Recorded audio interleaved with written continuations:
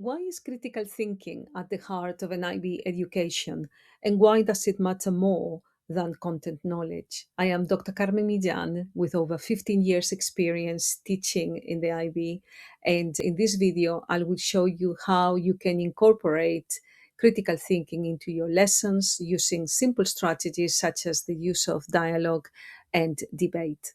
Critical thinking, at its core, it's the ability to think for yourself, the ability to challenge, to question, to analyze evidence, to synthesize it, to make conclusions, to reflect, and to make thoughtful choices. Perhaps the easiest way or the clearest way to describe it is by saying what is not, and is not accepting information just because it has been handed over to you, not even by your teacher.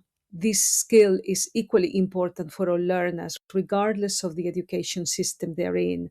But the IB places it right at the center of its framework because it ties directly to student voice, the development and promotion of a student agency, and places the student right at the center of the learning process. Why does critical thinking matter so much for students right now? As you know, we live in a world increasingly shaped by systems, social media platforms, AI agents, engines, algorithms. If students cannot think critically, if they cannot think for themselves, they'll be simply swept along by those systems instead of being able to use them as tools, which is what they really are. And in order to use any tool well, you need the skill to judge it, to question it, and to handle it with intention. Another question I often hear is, how can teachers stop students using AI? We can't pretend AI isn't here. It is already present in our lives. So the answer is not AI doesn't exist or we can't use it. It means that we have the responsibility to teach our students the skills to use AI effectively and honestly.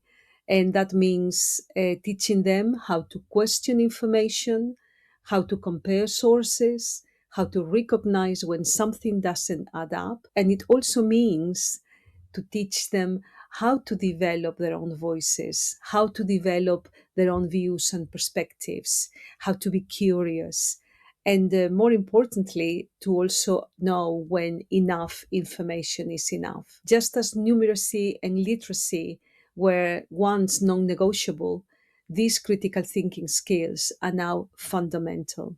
They are, in fact, practical survival skills in this digital age. Helping students develop their critical thinking skills doesn't happen overnight. It requires practice, and it also requires a shift from the old teaching model where the teacher stands at the front of the class delivering monologues while students sit quietly taking notes. If we want challenge, then we need dialogue. And dialogue doesn't happen, it's not a skill that appears without practice. It does need practice, it needs development. We need to teach our students how to challenge other people's views respectfully. We also need to teach them how belief systems shape our own views and our own perspectives.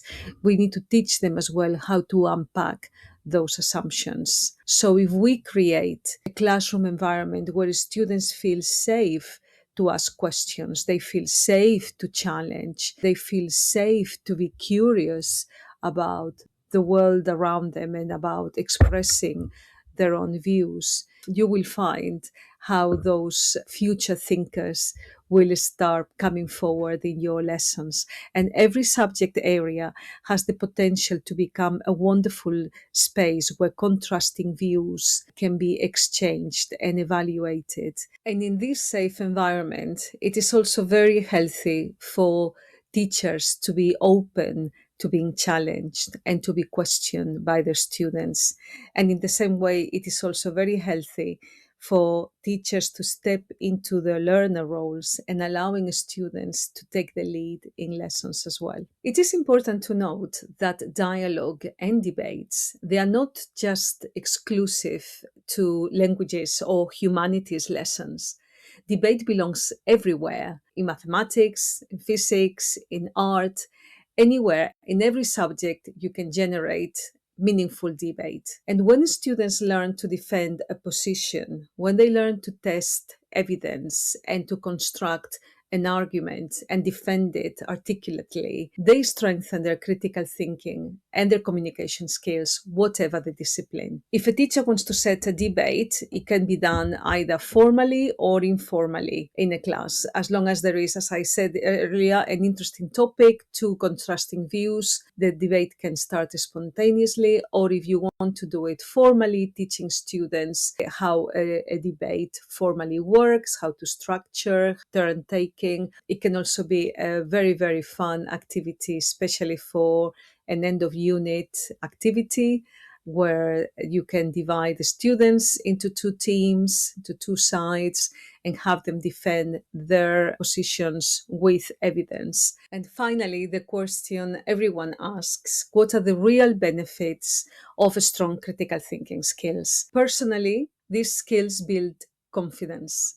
In students, they learn how to express their ideas confidently, clearly, and calmly. Academically, critical thinking pulls students into genuine engagement with their learning. Once they start being curious, once they start challenging ideas, they become invested in the learning process and learning improves drastically. Professionally, in thinking about their future selves, critical thinkers are more adaptable, they are more flexible, they're more creative. They break problems down and find solutions that others may overlook. They bring fresh thinking perspectives to teams and environments. And all of this begins with learning how to think critically. And that's why it matters so much.